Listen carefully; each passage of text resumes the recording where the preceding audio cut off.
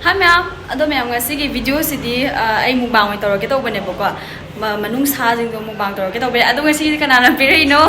hai bada ai sumara ke koi sai ne pirak pane ai na manung sa do sa ding hai be ne mukbang to ho ai mana ado ki pirak pane mana pire se kya ma'am ge hai bada yeng ko ado ki moi hibol de gi ga muka koi gi mana masing kara ga hegli boko ai di bha lai bani na ai poti loi de lai sa ai boko lai sa bani na mana hek pire khara pirak pasi yam khale moi ngonde hek tana pochu ko adagi la su mangon dagi zum puhalak pane loina mana loina lairaga pur la e bako mu bang tok tharo phajana haina ado mana kai kai no lairi ise ai myam da ulake noi han ganu dum hai di bako ado kai ni charam dai di ko kai no ma hau ba cha bo igra ina chaningi khudingi hai ba tamdi dum thilaga doi ba dum thileba thilaga dum kai no do bako kai nom chaningi hai dum thilak ba ise dum ulak ke oduga myam ai class hau ba do ai dia 6 study hau ba ne ai ke permanent makeup se course ani tamba da one free hai ba do adu that 15 bau sang to e manungda du manungda la ke kan hai ba myam am lei ba ko adu ye huje huje interest lai ba lai tar ga di that 15 phawi manungda dum pau phawi ro ai number sum hapam ge ba ko adu ngang man gre sa je kai no hai ba do kham ka do tor mani ko khala mani atopa sa gi na te ko yen gi ne tu si yen gi mana pire jung mukbang to wai aduga man pire myam se mo adubadi bamon da pi gi doine se man phaigan chaure adagi masa chaure boko makong chaure adagi kaleja su yaur matung su yaure imale mai se adagi tu kaleja su yaure marin su yaure loi shure makong loi shure mai se aduga kharabdi sem bhaure boko sem do wali khamen lum ba kai kai no lari sing se sina ma dukan de lek pani aduga sigi sampra sina ai gi student rita iba nusi thoina mana ibirak pane ai ta iba angang duna ko student duna sampa pubirak pane kharabdi pi grek saida ai su pi bane adagi sma lari sina kai no lu ki chale e sina khamen shin baga sa maroi ge ne bako thabi ga ai salad ki leiro hai gi bane bako si se yaw ro hai gi bane duga si salad ni ma lori se khang aduga si sina kai no yeng se bako yung da pan ba insang ni yamo khau ma mu de hari mai ko da pan ba kai no ne bako hangam si yauri ma le ba ko da ba gi hangam si yauri hangam na digi maroi do maroi yen kai ha ge na kup ke paknam kai kaw gre maroi do adune ndagi mayang ton gum su yaure tu mayang ton gum su yaure loine keno taw bune bak ma lori se aduga si la ji jo aina he khalak pane la se hek piro o haina ko la se pure si myam si ma lori se adu si thong dar ka dene bak jira na hada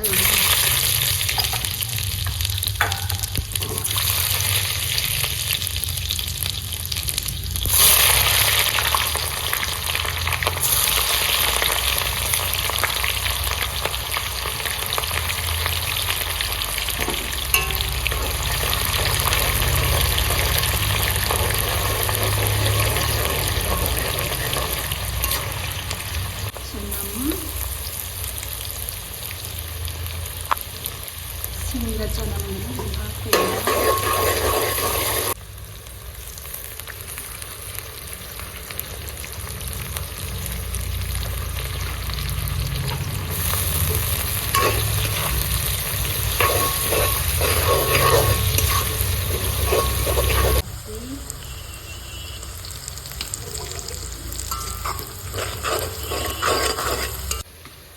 kami sini sih aku masakan sini bagus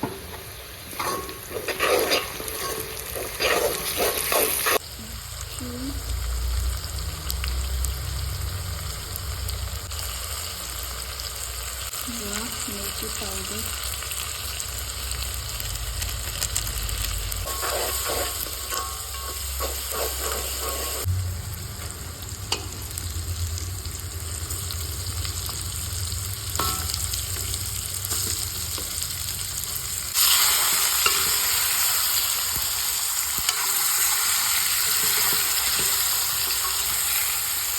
anh quay camera phone thì anh phải rồi nằm mà kì kaliza si ma phajana methai rage umurok na si ma umurok to mari ha pane bukai na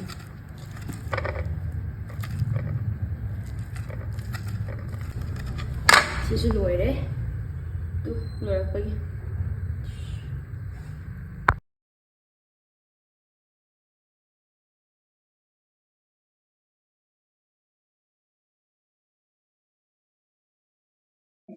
Aina video se sidi ngau ko pa je namni ngai dane class mu khaba na namni ne hai kale ja me pam ne ya abigi yen marin ga yam yaw po de ma gi kai gu hum ha marin do shi dong de atai ne makhum phai gan adagi masa sigum da sigum janga tane ba ma ha pe adagi ko na makara ga adagi sina wow champra dong chaw siga si adagi mahi ju ai di pam de bu ko sigi mahi yaw de su khana ga ni ai na mahi yaw pam da ba ma na mahi yaw bong khar pam bu ko beran thang ko na ba khara ga amadu leitaba sisina mahi yam thu si jambra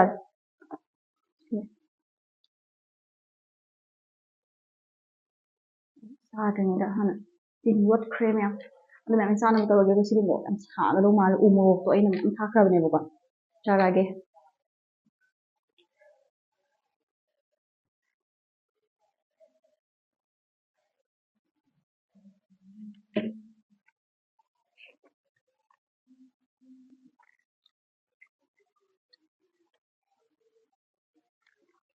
ha to so bo de ba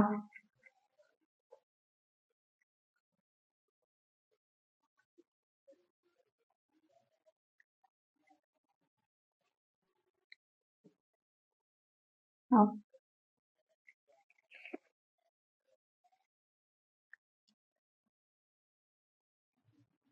mai hi won de bi ba gam ne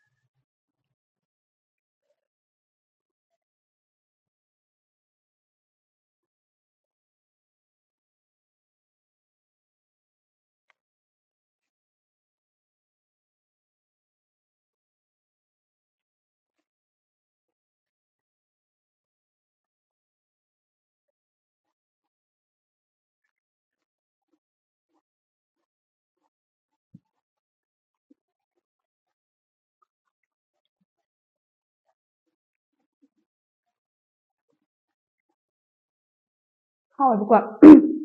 kale ja me pe cha ado mo pre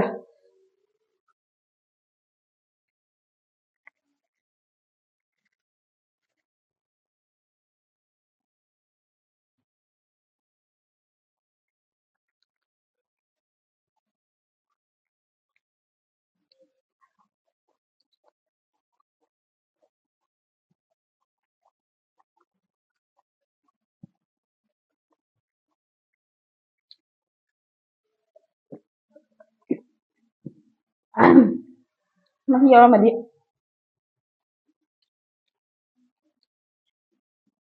Nên mà hiêm nhau thế nào đâu. Full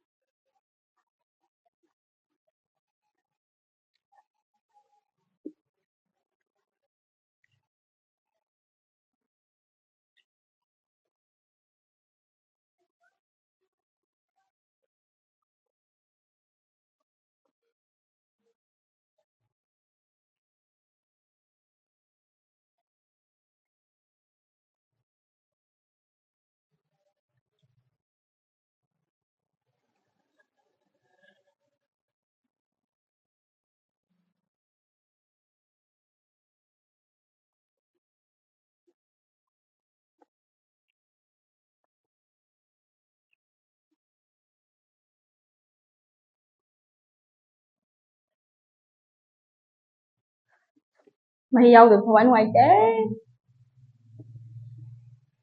Mày dâu re.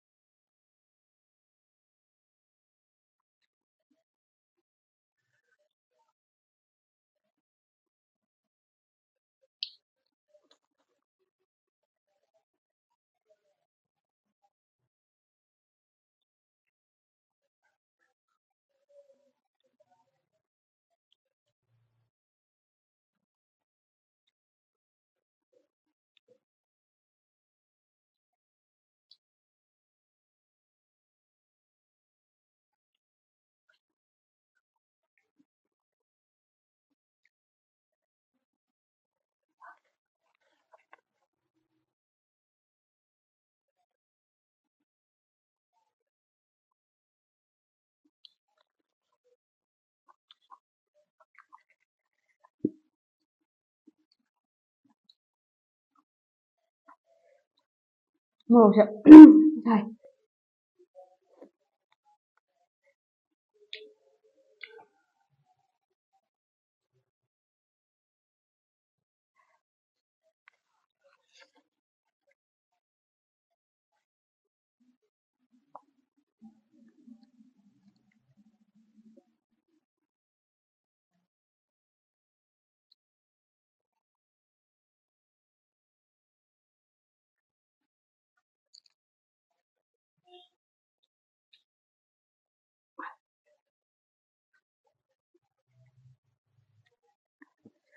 Rồi vậy.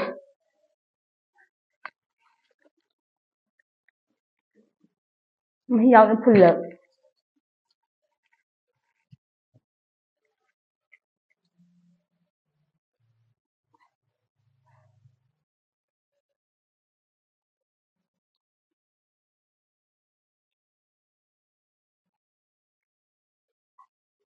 Không ra.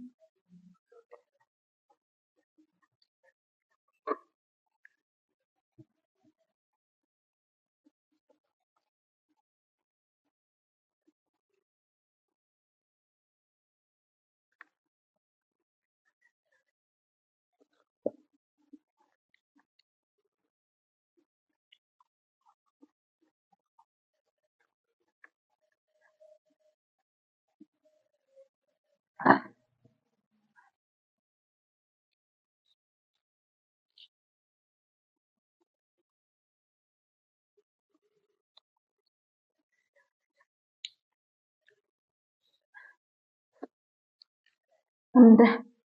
Dạ.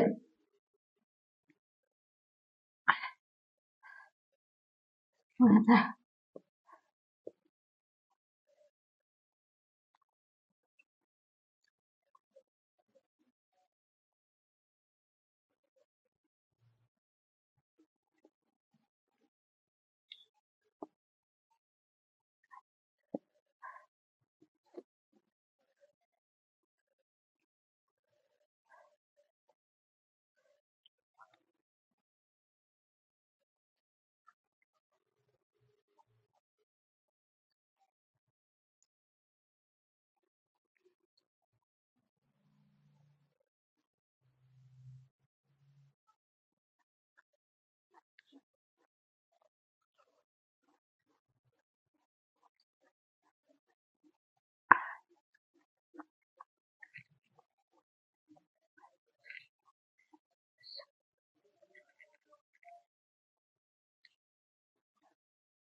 Mana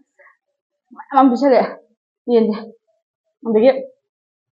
hagan zoom sih apa kecil ada video udah mukbangnya saja nambah tamu ya mana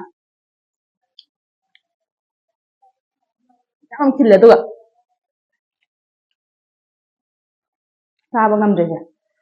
masih bi mukbangnya saja nambah tamu ya ngam deh tuh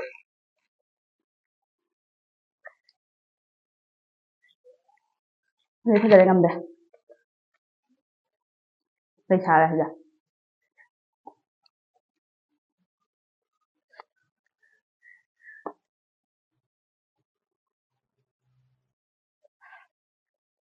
ngâm để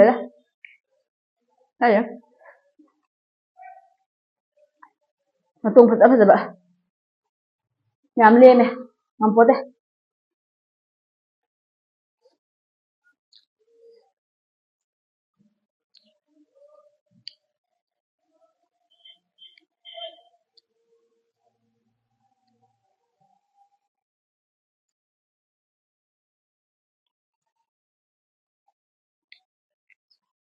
kali tamil pasti betul itu kan ya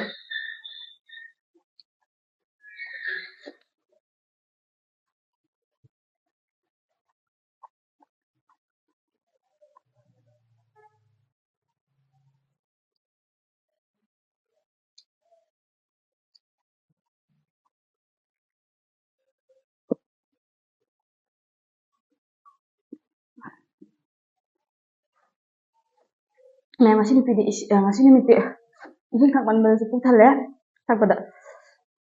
susunya hafta lah bener ini ngam deh saya kesal rồi đó ngam deh ada video saya sudah lagi ayo tunggu video atau apa lagi kok thank you for watching